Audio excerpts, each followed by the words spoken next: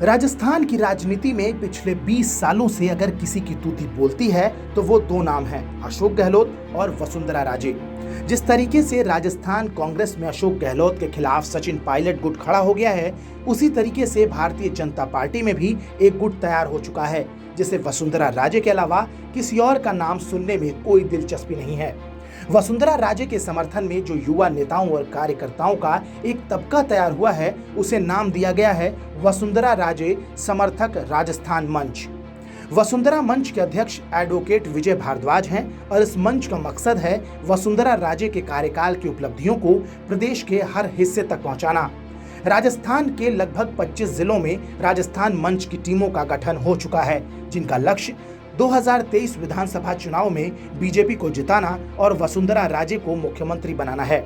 वसुंधरा समर्थक इस मंच के कार्यकर्ता बीजेपी के बाकी नेताओं की नहीं सुन रहे, इसे बीजेपी के एक अलग गुट की तरह देखा जा रहा है। हालांकि वसुंधरा राजे ने आधिकारिक तौर पर कभी भी इस मंच का समर्थन नहीं किया। उन्होंने हमेशा इस बात को नकारा है और कहा है कि उन्हें नहीं पता कि आखिर ये कौन लोग हैं और इस मंच को कैसे शुरू किया गया, और ना ही वो इसका समर्थन करती हैं।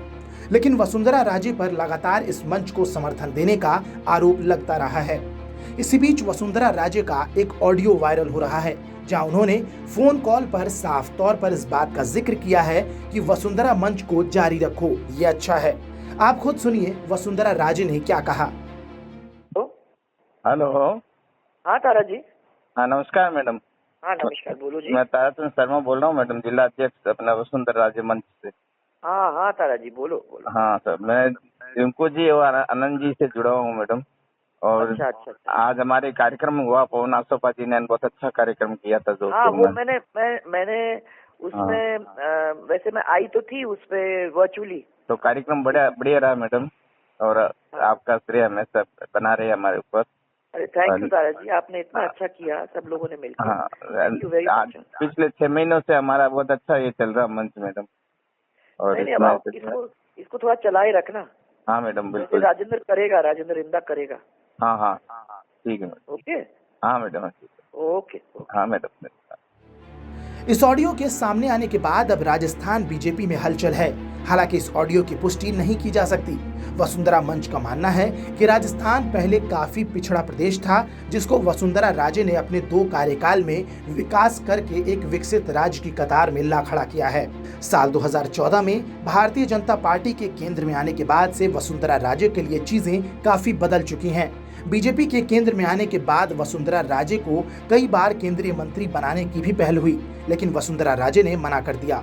इतना ही नहीं, वसुंधरा राजे को पार्टी में वरिष्ठ पद देने की भी बात कही गई, लेकिन उसके बाद भी वसुंधरा ने मना कर दिया, क्योंकि उनका मानना था कि उनकी राजनीति शुरू से राजस्थान में ही रही है और वो राजस्थान की राजनीति में ही बनी रहना चाहती हैं। फिलहाल वसुंधरा समर्थक इस मंच की वजह से बीजेपी में गुटबाजी सामने आ गई है। बहरहाल राजस्थान में चल रही इस उठापटक पर आपकी क्या प्रतिक्रिया है, हमें कमेंट सेक्शन में जरूर बताएं। साथ ही देश और दुनिया से जुड़ी तमाम बड़ी खबरों के अपडेट्स के लिए सब्सक्राइब कीजिए हमारा डिजिटल प्लेटफॉर्म TV9 भारतवर्ष।